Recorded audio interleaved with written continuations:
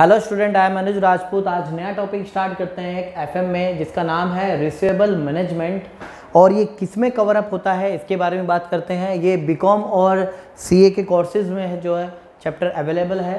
तो जिन के अवेलेबल है वो स्टूडेंट्स पढ़ सकते हैं इसको।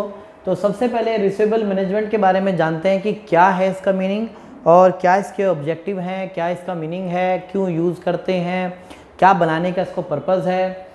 तो बात करते हैं रिसीवेबल मैनेजमेंट की। Receivable management is the process of making decisions related to the investment in trade debtors.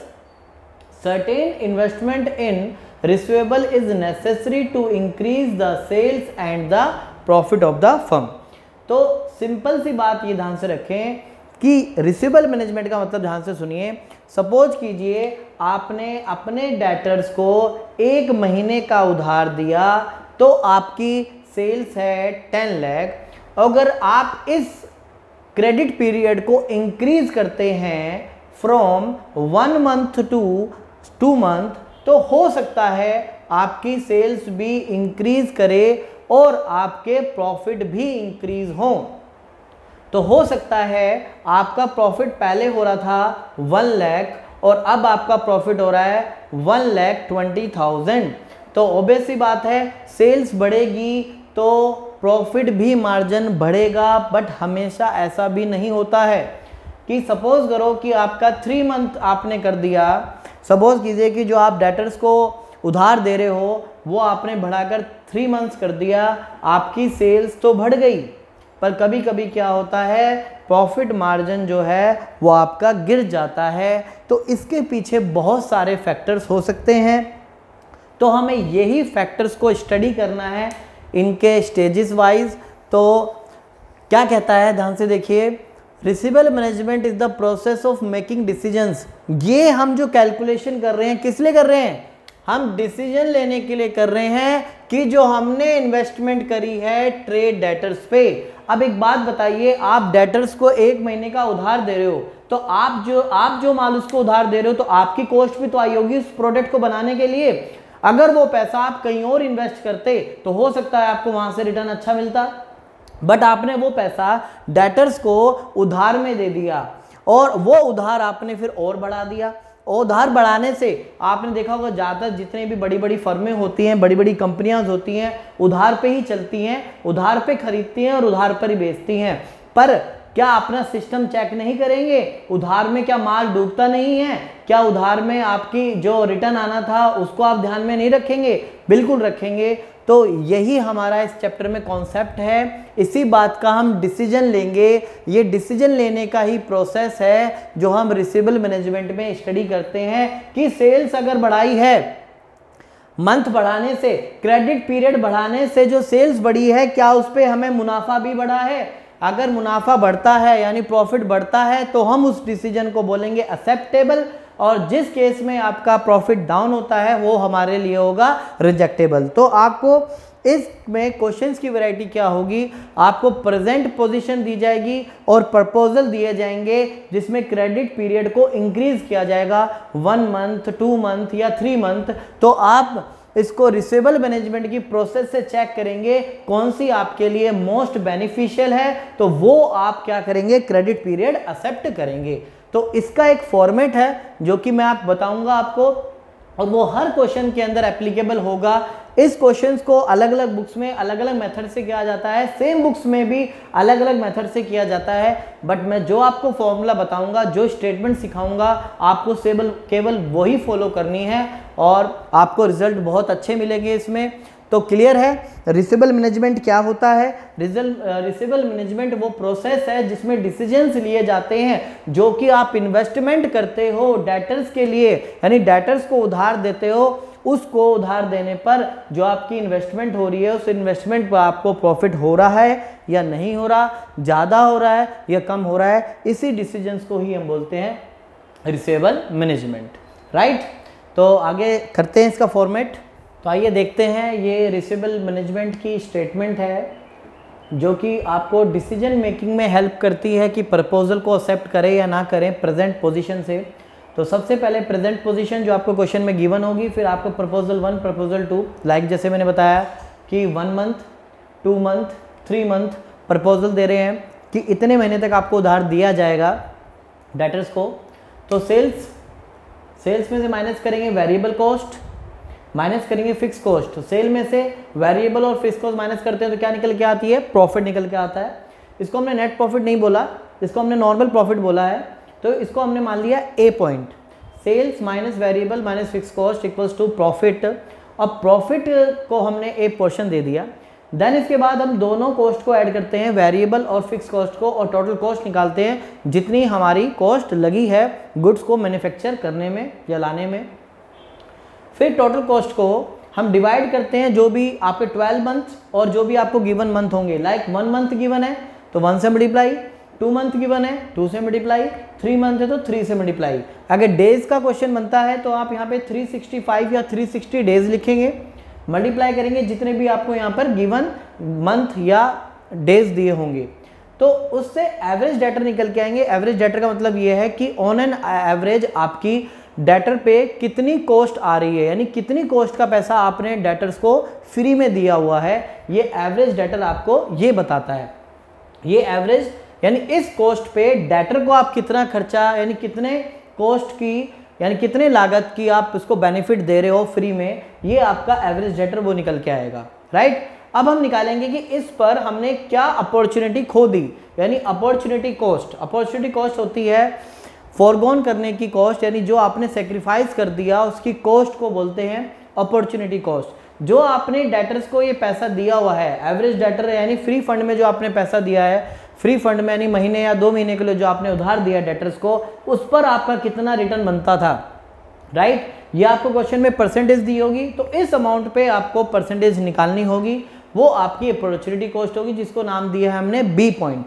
तो ए में से ये बी पॉइंट माइनस करेंगे तो वो आपका नेट बेनिफिट आएगा। तो नेट बेनिफिट जिसका सबसे ज्यादा होगा वो प्रपोजल हम एक्सेप्ट कर लेंगे। फिर एक बार दोबारा देखें, sales minus variable cost minus fix cost equals to profit. Profit को आपने ए पॉइंट दिया गया, दोनों वेरिएबल और फिक्स कॉस्ट को ऐड करते हैं तो टोटल कॉस्ट आ जाएगी आपकी, ठीक है।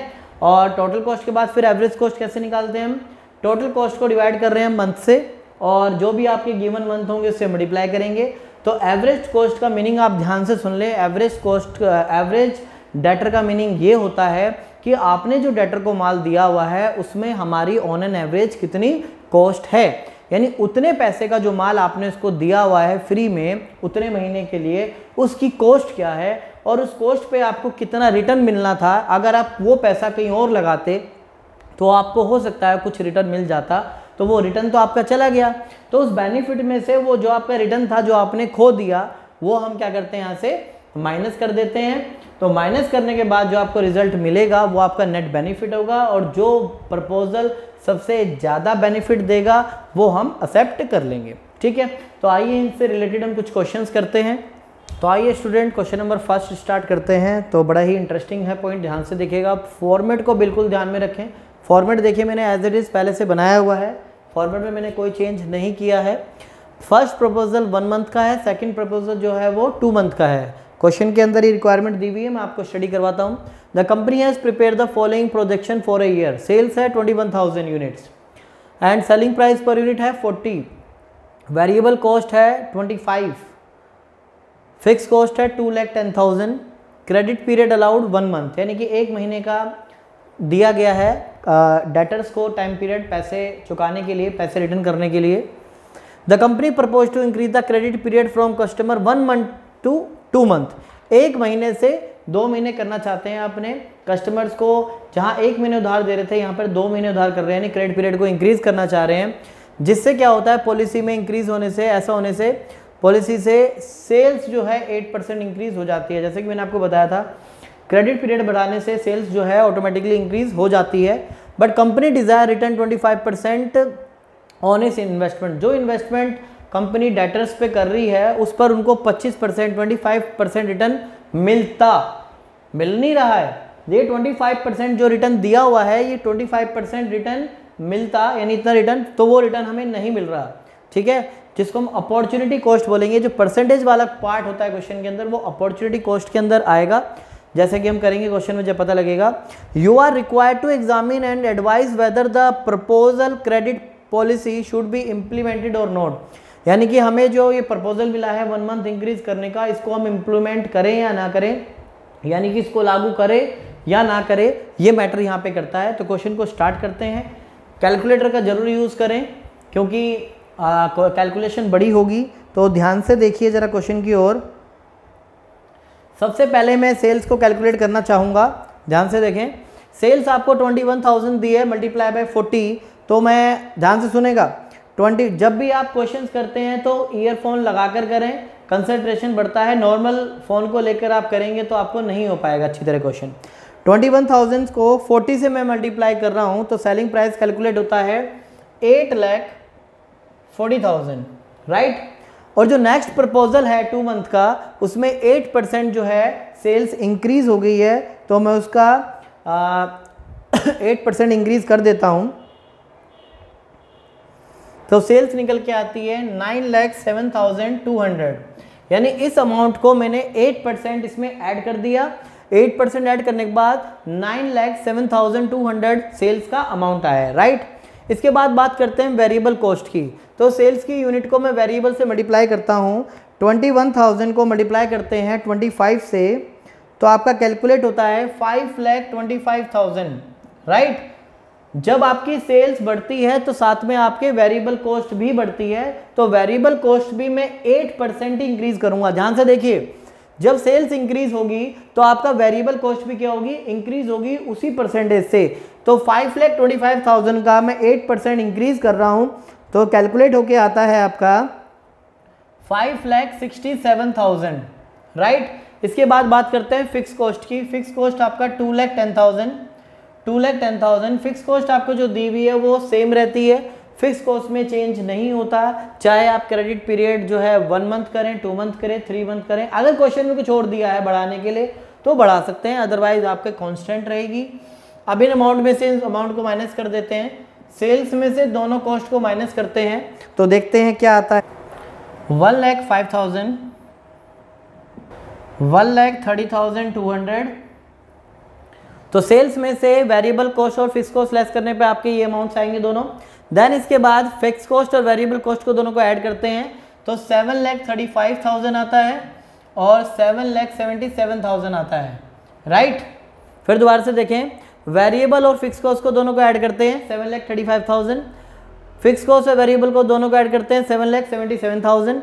अब इसको कैलकुलेट करते हैं, एवरेज डेटर को कैलकुलेट करते हैं। तो कैसे कैलकुलेट करना है, टोटल कॉस्ट अमाउंट 7,35,000। ध्यान से देखिए, 7,35,000 को मैं 12 से डिवाइड कर रहा हूँ और देन इसको मल्टीप्लाई कर रहा हूँ मैं 1 मंथ से, तो आपको कैलकुलेट होता है 61,250 और इसको मल्टीप्लाई करते हैं नेक्स्ट में 777,000, 7,77,000 को डिवाइड कर रहा हूँ मैं 12 से, देन मल्टीप्लाई कर रहा हूँ मैं 2 मंथ से, तो आपका कैलकुलेट होता है 1,29,500।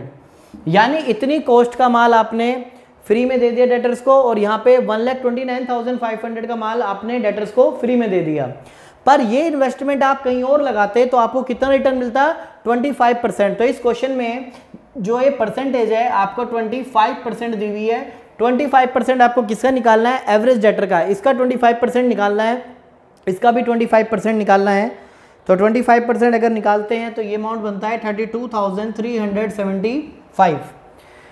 61,250 का 25% निकालते हैं तो ये आपका बनेगा 51,313, लगभग अप्रोक्स में आपका ये बनेगा। अब माइनस करके देखते हैं कि आंसर ठीक है या गलत है। इस प्रॉफिट में से इसको माइनस करें, ए माइनस बी माइनस करें, 1,05,000 माइनस 15,313, तो आपका नेट बेनिफिट आता है 89,687। अब यहाँ पे ए में से बी को माइनस करते हैं तो देखते हैं क्या आता है, 1,30,200 माइनस 32,375 रुपीज़, तो आपका अमाउंट आता है 97,825। तो यहाँ पे देखो स्पष्ट है, इस बात का क्लियर है कि आपको बेनिफिट जो है बढ़कर मिले हैं। नेट बेनिफिट देखेंगे तो आपको सेकंड प्रपोजल के अंदर आपको नेट बेनिफिट ज़्यादा मिल रहा है। तो आप लिखेंगे कि जो प्रपोजल है, प्रपोजल इज एक्सेप्ट या acceptable because of return is higher than present position. जो आपकी प्रेजेंट पोजीशन थी उससे जो आपको प्रपोजल दिया गया है जिसमें 1 मंथ से 2 मंथ किया गया है, तो उसमें आपको जो रिजल्ट है वो बढ़े हुए मिले हैं। आप इस पर देख सकते हो। तो आपको आप ये बोलोगे आंसर में कि proposal is acceptable because of return is higher than present position. आप अगर ये वर्ड्स नहीं लिखते हैं तो आपके मार्क्स कुछ कट जाएंगे। तो आप कमेंट जरूर करेंगे, क्योंकि क्वेश्चन में एक्चुअल में पूछा यही है कि हम इसको इम्प्लीमेंट करेंगे या नहीं करेंगे। तो हम ये लिखेंगे yes credit policy should be implemented, यानी कि हम इसको इम्प्लीमेंट करेंगे। ठीक है, तो नेक्स्ट क्वेश्चन की ओर चलते हैं। तो स्टूडेंट नेक्स्ट क्वेश्चन स्टार्ट करते हैं रिसीवेबल मैनेजमेंट का, जिसमें मैंने देखिए फॉर्मेट बनाया हुआ है पहले से ही, जो कि शो कर रहा है evaluation of different credit policy, 1 month की पॉलिसीज, 2 मंथ की पॉलिसी एंड 3 मंथ की पॉलिसी। एक्चुअल में जो 1 मंथ है वो आपकी एग्जिस्टिंग पॉलिसी है, जिसके बारे में क्वेश्चन में ऑलरेडी दिया होगा, और 1 मंथ से 2 मंथ और 3 मंथ जो है वो प्रपोजल है, जो कि कंपनी के पास रखा गया है, कंपनी के मैनेजमेंट ने रखा होगा। तो इस तरह से हमने यहाँ पर ये फॉर्मेट बनाया हुआ है। इस फॉर्मेट में एक एक्स्ट्रा चीज़ आपको मिलेगी बैड डेट का, इससे ऊपर ये फॉर्मेट नहीं जाता है। तो टोटली फॉर्मेट जो मैंने पहले बताया हुआ था फॉर्मेट वही एज इट इज़, बट एक एक्स्ट्रा बैड डेट है। अभी इसको समझाएंगे। क्वेश्चन स्टार्ट करते हैं। H Limited has an annual sale level of 10,000 unit at 300 per unit. 10,000 sales है, 300 पर यूनिट, और वेरिएबल कॉस्ट जो है पर यूनिट 200 पर यूनिट्स है, और fix cost ₹3 lakh per annum है, यानी 3 लाख रुपए जो है वो आपकी फिक्स कॉस्ट है। वेरिएबल कॉस्ट 200 पर यूनिट है, और सेल्स जो है आपकी 300 पर यूनिट है। टोटल 10,000 अभी प्रेजेंट की सेल है 10,000 units. Then the present credit allowed by the company is 1 month, यानी जो प्रेजेंट केस है वो आपका 1 मंथ है, यानी प्रेजेंट केस है, और ये आपके दोनों प्रपोजल है, जैसा कि अभी क्वेश्चन में बताएगा। The company is considered a proposal to increase the credit period to 2 month and 3 month, यानी कंपनी 1 महीने से 2 महीने और 3 महीने इस क्रेडिट पीरियड को बढ़ा रही है। And has made the following estimates, और कंपनी के एस्टिमेट्स ये हैं जिसमें क्रेडिट पॉलिसी में इंक्रीज़ की गई है सेल। 2 मंथ वाले में 15% सेल्स का इंक्रीज़ होगा, और अगर क्रेडिट पॉलिसी 3 मंथ की होती है तो वो 30% इंक्रीज़ होगा सेल में। एग्जिस्टिंग पॉलिसी की सेल्स आपको दी हुई है, इसलिए यहाँ पे मेंशन नहीं है। 2 मंथ वाले में 15% सेल इंक्रीज़ होगी, और 3 मंथ वाले में 30% सेल जो है वो इंक्रीज़ होगी, राइट। इसके बाद बात करते हैं बैड डेट की। कुछ परसेंट बैड डेट भी है। एग्जिस्टिंग पॉलिसी में 1% बैड डेट होगा। बैड डेट किसका होता है? सेल्स का होता है, इस बात का ध्यान रहे। बैड डेट की जो परसेंटेज है हमेशा सेल्स पे होगी, 2 मंथ पे 3 है, और 3 मंथ वाले में 5% बैड डेट है। There will be increase in fix cost by 50,000, कह रहा है फिक्स कॉस्ट बढ़ जाएगी अगर 50,000 बढ़ जाएगी अगर सेल्स 50% से बियॉन्ड जाती है। 15% से बियॉन्ड के केस यानी 3 मंथ वाले केस में जो फिक्स कॉस्ट है वो आपकी इंक्रीज हो जाएगी। नॉर्मली जो फिक्स कॉस्ट होती है वो सभी के लिए सेम होती है, बट इस क्वेश्चन में कंडीशन डाल दी है अगर सेल 15% से बियॉन्ड यानी ऊपर जाएगी, 15% से ज़्यादा बढ़ती है, प्रेजेंट लेवल के 15% से ज़्यादा होती है, यानी 30% वाले केस में ऐसा होगा जिसमें सेल आपको 50,000 आपको इंक्रीज करनी पड़ेगी, बाय 50,000 से इंक्रीज करना पड़ेगा। The company plan and pre tax return of 20%, company का 20% रिटर्न दिया हुआ है जिसको हम बोलते हैं अपॉर्चुनिटी कॉस्ट, आपको दी हुई है परसेंटेज, ये क्वेश्चन में हमेशा गिवन होती है। You are required to compute the most paying credit policy for the company, तो आपको यहाँ पे निकाल के बताना है कंपनी के लिए कौन सी क्रेडिट पॉलिसी बेहतर है जिससे वो ज़्यादा से ज़्यादा अर्निंग कर सके। तो क्वेश्चन स्टार्ट करते हैं हम। पहले काम करते हैं, पहले प्रेजेंट लेवल को हम बना लेते हैं, देन हम उसको सेकंड और थर्ड मंथ पे चलेंगे। तो सबसे पहले अगर बात की जाए 10,000 सेल्स है और 300 ईच है, तो आप इसको मल्टीप्लाई कर दीजिए, तो आपके पास जो अमाउंट बनेगा वो ये आएगा कुछ इस तरह से, 30 लाख आपके पास सेल्स आएगी। 10,000 यूनिट्स को मैंने 300 से मल्टीप्लाई कर दिया तो आपकी ये सेल्स आ गई। 10,000 को मैं 200 से मल्टीप्लाई करता हूं तो ये आपकी वेरिएबल कॉस्ट बन जाएगी, राइट। 20 लाख आपकी वेरिएबल कॉस्ट और 3 लाख आपके फिक्स एक्सपेंस, राइट। साथ ही साथ हम क्या करते हैं, इस डाटा को भी निकाल लेते हैं। 3 लाख का 15% जो है आप देख रहे हो, 2 मंथ वाले केस में 15% जो है सेल्स इंक्रीज हो गई है, तो 15% निकाल लेते हैं। इसका 15% निकालोगे 30 लाख का, 15 ते 45, यानी कि 34,50,000 आपकी ये इंक्रीज होकर सेल आ जाएगी, राइट। जब वेरिएबल कॉस्ट, जब सेल्स बढ़ती है तो वेरिएबल कॉस्ट भी उसी सेम प्रोपोर्शन से बढ़ता है, यानी वेरिएबल कॉस्ट भी 15% इंक्रीज हो जाएगी, तो आपकी बन जाएगी ये 20 लाख है, और उसका अगर आप देखेंगे 15% निकालेंगे तो आपका 3 लाख आएगा, तो ये 23 लाख आपका अमाउंट आ जाएगा। फिक्स कॉस्ट आपकी यहाँ पे सेम ही रहेगी, फिक्स कॉस्ट खाली नेक्स्ट स्टेप वाले में बढ़ेगी। अगर 3 मंथ वाला बोला है ना, देखो अगर सेल 50% से बियॉन्ड होती है, 15% से बियॉन्ड होती है प्रेजेंट लेवल से, तो देखो 15% से ऊपर इसमें ही इंक्रीज हुआ है, 30% इंक्रीज हुई है सेल, तो उस केस में फिक्स कॉस्ट बोली है 50,000 जो है इंक्रीज हो जाएगी, यहाँ पे फिक्स कॉस्ट आपकी 3,50,000 हो जाएगी। सेल्स प्रेजेंट लेवल से जो है 30% जो है इंक्रीज हो रही है, तो 3 3 9 लाख इंक्रीज हो जाएगी, दैट मीन सेल्स आपकी 39 लाख हो जाएगी। 20 लाख कॉस्ट है वेरिएबल, वेरिएबल भी 30% आपकी इंक्रीज हो जाएगी, तो 30% निकालते हैं इसका, 26 लाख आपका इसमें वेरिएबल कॉस्ट आ जाएगी, राइट। तो आप ये अमाउंट जो है सेल्स में से माइनस करेंगे तो आपका प्रॉफिट आ जाएगा, नॉर्मल प्रॉफिट हम जिसको बोलते हैं। अभी हम इसको आगे निकालते हैं, इसको हम कैलकुलेट कर लेते हैं।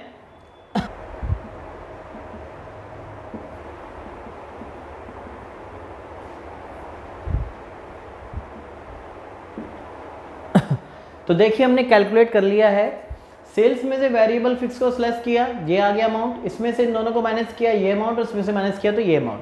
अब इसके बाद क्या करते हैं, हम दोनों कॉस्ट को ऐड करते हैं, वेरिएबल कॉस्ट और फिक्स कॉस्ट को दोनों को ऐड करते हैं, तो 23 लाख आपका अमाउंट आता है।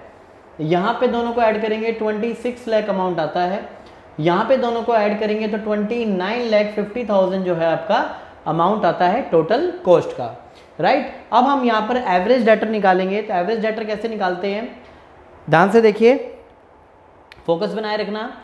Total cost divided by 12 month multiply by given month, right. तो मैं 23 लाख को डिवाइड कर रहा हूँ 12 से और मल्टीप्लाई कर रहा हूँ 1 से, तो आपका कैलकुलेट आके आता है 1,91,667, राइट। और नेक्स्ट वाले का निकाल के देखते हैं, तो आपका क्या करना है, 26 lakh divided by 12 and multiply by 2, that means 4,33,333, 4,33,333। और नेक्स्ट में अगर आप कैलकुलेट करते हैं टोटल कॉस्ट को, आप डिवाइड करेंगे 12 मंथ से और मल्टीप्लाई करेंगे 3 मंथ से, तो आपका कैलकुलेट आएगा 7,37,500, ठीक है। फिर दोबारा एक बार देख लें, टोटल कॉस्ट को, इस अमाउंट को हमने 12 से डिवाइड करना है और मल्टीप्लाई क्या करना है गिवन मंथ से, 1 से मल्टीप्लाई करना है। इस अमाउंट को 12 से डिवाइड करना है, 2 से मल्टीप्लाई करना है, इस अमाउंट को 12 से डिवाइड करना है, 3 से मल्टीप्लाई करना है, तो ये आपके एवरेज डेटर आ गए।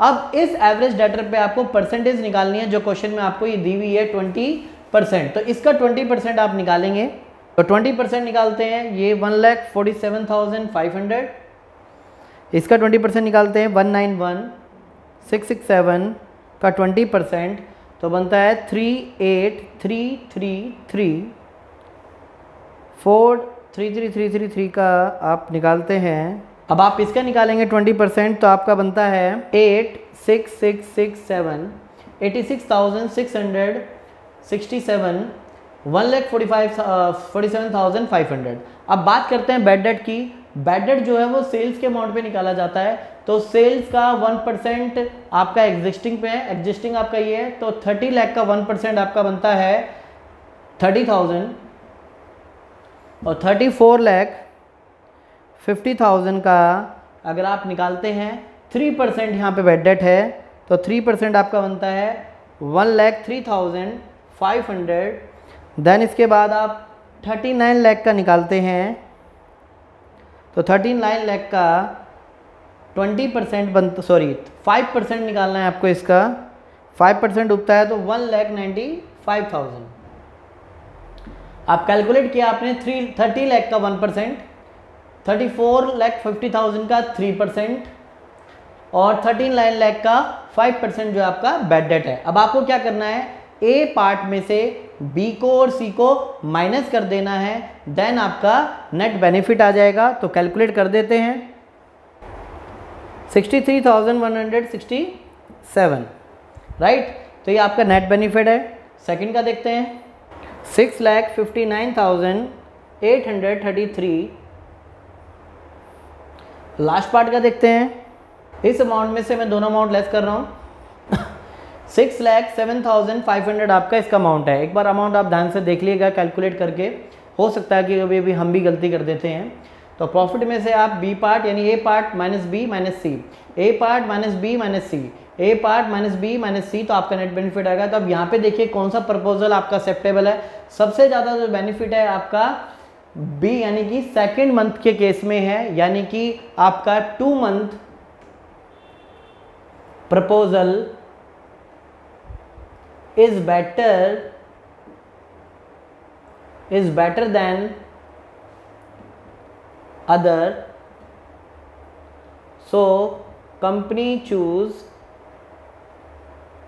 2 month credit option या क्रेडिट पॉलिसी।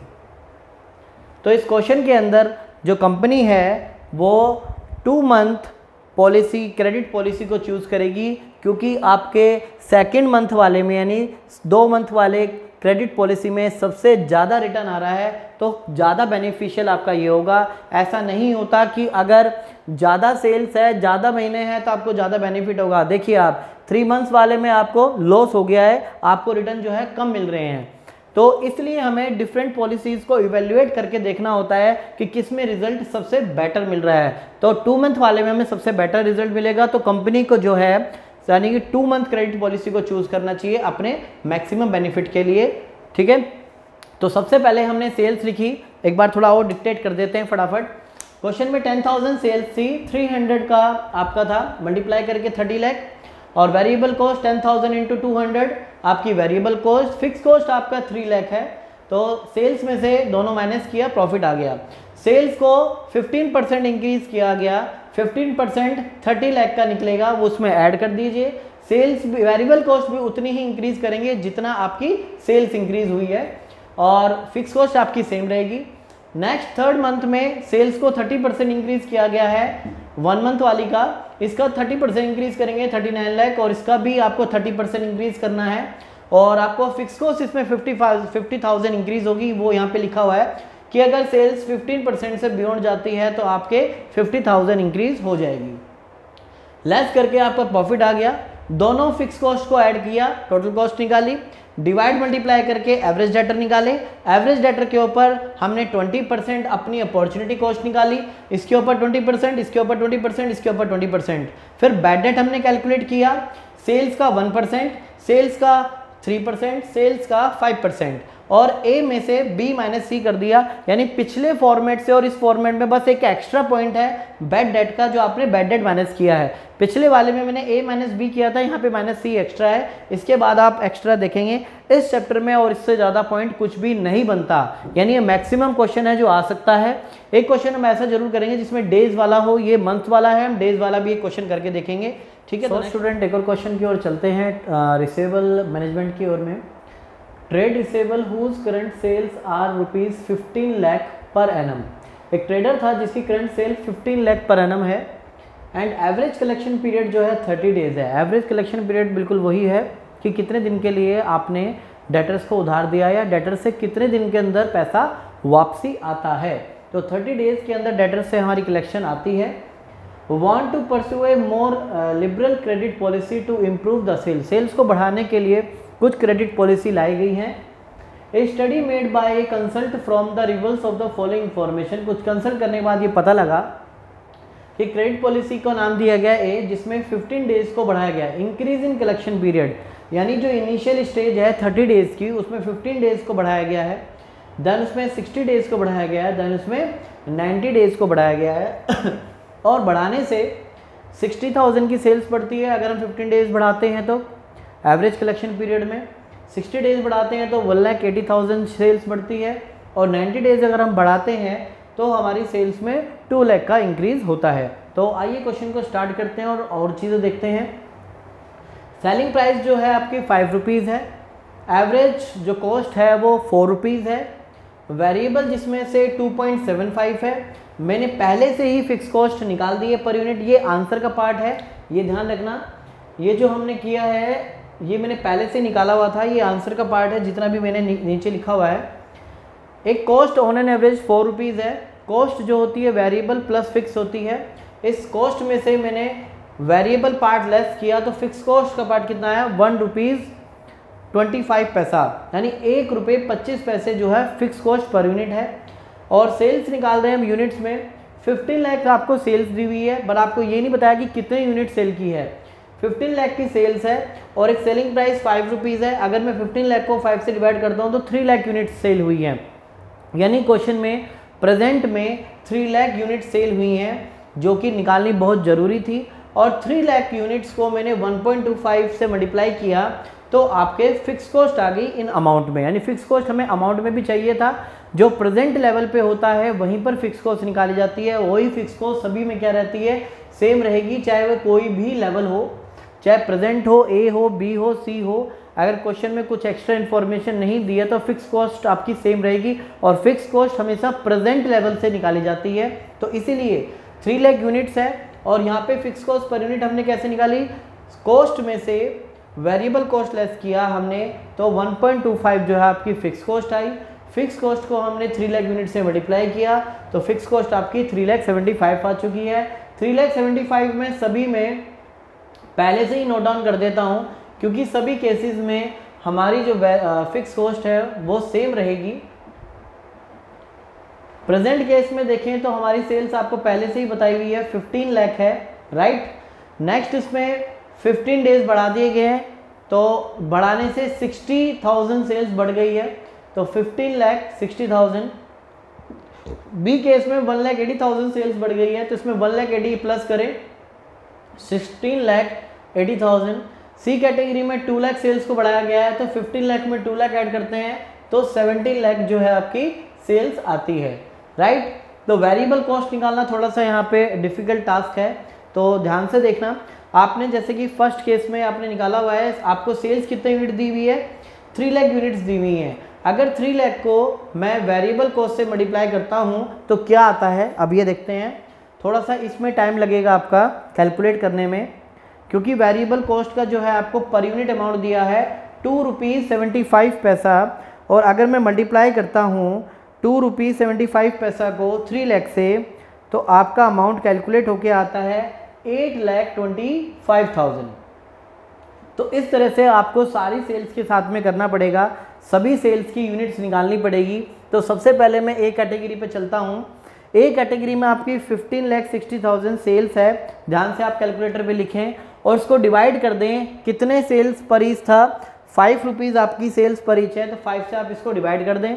तो 15,60,000 को 5 से डिवाइड करेंगे तो आपके पास 3,12,000 यूनिट्स आएंगी। अब उस 3,12,000 यूनिट्स को आप वेरिएबल कॉस्ट से मल्टीप्लाई कर दें 2.75 से, तो आपका अमाउंट आएगा 8,58,000। फिर दोबारा से बात सुने, 15,60,000 को मैंने 5 से डिवाइड करके पर यूनिट यानी टोटल यूनिट्स निकाल ली, फिर उसको मैंने मल्टीप्लाई किया वेरिएबल कॉस्ट से, तो आपकी वेरिएबल कॉस्ट कैलकुलेट हो गई। नेक्स्ट में 16,80,000 आपकी सेल्स है, राइट। अब मैं 18,60,000 को डिवाइड कर रहा हूँ 5 से, जिससे कि आपको यूनिट्स पता लग जाएं। 3,36,000 यूनिट्स निकली हैं, उसको मल्टीप्लाई कर रहा हूँ मैं फिर दोबारा से वेरिएबल पर यूनिट से 2 रुपीज़ 75 पैसा, तो कैलकुलेट होके आता है 9,24,000। देन उसके बाद जो हमारा सी पॉइंट है उसमें आपकी 17 लाख सेल्स है, तो 17 लाख सेल्स में आप डिवाइड करेंगे 5 पीस से तो आपकी यूनिट्स निकल जाएगी 3,40,000। ये मैं इसलिए बता रहा हूँ क्योंकि क्वेश्चन में ये आप इतना करना पॉसिबल नहीं है, क्योंकि स्पेस बहुत कम है, तो मुझे हर यूनिट्स को कैलकुलेट करके आपको दिखा नहीं सकता, इसलिए मैं बोल रहा हूँ, उसको ध्यान से सुने। 17 लाख जो सेल्स है उसको 5 रुपीज़ से डिवाइड करेंगे सेम इस तरह से, तो आपके यूनिट्स कैलकुलेट होकर आएंगी 3,40,000। उसको मल्टीप्लाई करेंगे वेरिएबल कॉस्ट से जो कि 2.75 पैसा है, तो 9,35,000 जो है हमारी वेरिएबल कॉस्ट कैलकुलेट हो गई है, राइट। तो हमारी सेल्स भी कैलकुलेट हो चुकी है, वेरिएबल कॉस्ट भी हो चुकी है, फिक्स कॉस्ट हमारी फिक्स रहती है, 3,75,000 सबके पास है। और दूसरी बात, सबसे पहले हमारा जो प्रेजेंट लेवल था वो 30 डेज़ का था, तो प्रेजेंट लेवल पे मैं 30 लिख रहा हूँ। नेक्स्ट लेवल पे आपका कितने डेज इंक्रीज हुए हैं, 15, तो 30 में 15 ऐड करें तो 45 डेज यहाँ पे आएंगे। नेक्स्ट में आपको 60 डेज इंक्रीज करने हैं और 30 + 60 90 डेज आएगा बी पॉलिसी में। सी पॉलिसी में 90 डेज ऐड करने हैं तो 30 + 90 120 डेज आपके आते हैं। अब आपको इनके बिहाफ पर क्वेश्चन में से करना है, और ध्यान रहे यहाँ पर टोटल डेज आपके 365 नहीं है, 360 है, तो उस हिसाब से हम क्वेश्चन करेंगे। इस क्वेश्चन में जो एवरेज डेटर के डिवाइड करेंगे आप यहाँ पे 360 डेज आएंगे, ध्यान रखना। और यहाँ पर भी जो आपके डेज होंगे गिवन डेज, यहाँ पे मैंने फॉर्मेट के हिसाब से मंथ लिखा हुआ था, तो आप उसको यहाँ पे डेज में कर लेंगे क्योंकि क्वेश्चन में मंथ नहीं है, डेज हैं। तो सबसे पहले मैं कैलकुलेट करता हूँ प्रॉफिट सीधा। तो हम ये अमाउंट कैलकुलेट कर चुके हैं, सेल्स में से दोनों कॉस्ट लेस कर दी है, सेल्स में से दोनों कॉस्ट लेस कर दी है, तो आपका प्रॉफिट मार्जिन आ चुका है। इसके बाद टोटल कॉस्ट निकालते हैं, दोनों कॉस्ट को ऐड करके हम यहाँ पे निकाल लेते हैं। तो ये सबसे पहले जो है 12 लाख है, इसके बाद नेक्स्ट वाली जो है कॉस्ट को हम ऐड कर लेते हैं, 8,58,000 + 3 लाख 12,33,000। नेक्स्ट को ऐड करते हैं। तो इस तरह से आप देखेंगे मैंने दोनों कॉस्ट को ऐड कर लिया, दोनों कॉस्ट को ऐड करके आपका ये आएगा, दोनों कॉस्ट को ऐड करके ये आएगा, तो आपने टोटल कॉस्ट कैलकुलेट कर ली है। अब मैं आपको एवरेज डेटर फाइंड करके बता रहा हूँ। एवरेज डेटर को ध्यान से सुनिए, मैं एक बताऊँगा, ठीक है, बाकी उसी तरह से रहेंगे सेम। 12 लाख टोटल कॉस्ट है, 12 लाख को आप क्या करेंगे, 12 लाख को आप डिवाइड करेंगे 360 डेज से, और 360 डेज को डिवाइड करने पर 12 लाख को आप डिवाइड करेंगे 360 डेज और मल्टीप्लाई करेंगे 30 डेज से, तो आपको कैलकुलेट होके आएगा अमाउंट 1 लाख। ये आपका एवरेज डेटर निकल गया, और 1 लाख के ऊपर 20% आपकी एडिशनल इन्वेस्टमेंट का रिटर्न है। ये नहीं आपको एक क्वेश्चन बताया था कि अगर आप ये डेटर को इतना कॉस्ट का माल ना देते तो आपको कहीं और से इतना रिटर्न मिल जाता और वो रिटर्न आपने खो दिया, तो 20% रिटर्न का बनता है आपका 20,000, राइट। दैट्स लास्ट होता है हमारा नेट बेनिफिट। नेट बेनिफिट ए माइनस बी कैलकुलेट करके आता है, यानी ए में से आप बी अमाउंट माइनस कर देंगे। अगर 3 लाख में से 20,000 लेस करते हैं तो 2,80,000 आ जाएगा। इसी तरह से आपको सेम प्रोसीजर करना है, मैं कैलकुलेट कर देता हूं। अब ये दोबारा देखिए, 12,33,000 को आप डिवाइड करेंगे 360 डेज से और मल्टीप्लाई करेंगे आप 45 डेज से, तो आपको कैलकुलेट होके आएगा 1,54,125। फिर आप इसका 20% निकालेंगे तो 20% बनता है आपका 30,825। इसी तरह से आप बाकी प्रपोजल भी निकाल सकते हैं, मैं कैलकुलेट करके दे देता हूँ सीधा। तो इस तरह से आप देखते हैं मैंने सारे कैलकुलेट किए हुए हैं। इस अमाउंट को आपको 360 से डिवाइड करना है, मल्टीप्लाई करना है 90 से, कैलकुलेट हो जाएगा। अब 13,10,000 को डिवाइड करना है 360 से, मल्टीप्लाई करना है 120 से, तो आपका 4,36,667 आ जाएगा। दोनों के ऊपर 20% निकालेंगे तो ये आ जाएगा, और फाइनली दिस यानी दिस माइनस दिस आपका ए माइनस बी आ जाएगा। तो कैलकुलेट कर देते हैं सीधा। तो आप देख सकते हैं यहाँ पे सबसे ज़्यादा रिटर्न किस पे आ रहा है, तो ध्यान से देखिए। प्रेजेंट पोजीशन पे आपको 2,80,000 का फ़ायदा हुआ। ए प्रपोजल में 2,96,175, सेकंड यानी बी प्रपोजल में 3,16,050 एंड लास्ट प्रपोजल में सी में 3,02,667 आपको टोटल मिलेगा। तो ध्यान से देखिए, सबसे ज़्यादा जो हमें रिटर्न मिल रहा है वो आपको बी पॉलिसी के अंदर हो रहा है। तो यहाँ पर मैनेजमेंट को कौन सा पॉइंट करना पड़ेगा, यानी यहाँ पे जो मैनेजमेंट है, management opt B policy, B credit policy because of its return higher than others, क्योंकि इस पॉलिसी में जो रिटर्न आपको मिल रहे हैं वो अदर पॉलिसियों से आपको ज़्यादा मिल रहे हैं, इसलिए मैनेजमेंट को, इस कंपनी को बी ऑप्शन चूज करना चाहिए, बी क्रेडिट पॉलिसी चूज करनी चाहिए, क्योंकि इसमें सबसे ज़्यादा आपको रिटर्न मिल रहे हैं। तो एक तरह के आपके डेज की कैटेगरी का क्वेश्चन ये था। आपको 3 क्वेश्चंस करवाए गए हैं इस चैप्टर के अंदर, इससे बाहर कुछ भी नहीं बनता। बस क्वेश्चन की वैरायटी को, क्वेश्चंस के वर्ड्स बाय वर्ड्स को जरूर देखें, क्योंकि क्वेश्चन जो चेंज होता है वो वर्ड से होता है। अगर आप वर्ड ही ध्यान नहीं रखेंगे तो आपका क्वेश्चन कोई भी ठीक नहीं हो सकता, और आप वर्ड पे कंट्रोल रखेंगे तो आपका प्रोसीजर मैंने जो आपको बताया है यही होगा, इससे डिफरेंट कुछ भी नहीं होता। ये पूरा आपको पूरा पैकेज दिया गया है, इसके अंदर बताया गया है पूरे चैप्टर को, तो उसमें किसी भी तरह का आप क्वेश्चन हैंडल कर सकते हैं। तीनों क्वेश्चन मैंने डिफरेंट तरह के कराए हैं, ठीक है। तो अगर आपको हमारी वीडियो अच्छी लगी हो उसको लाइक, सब्सक्राइब और शेयर जरूर करें। जय हिंद, जय भारत।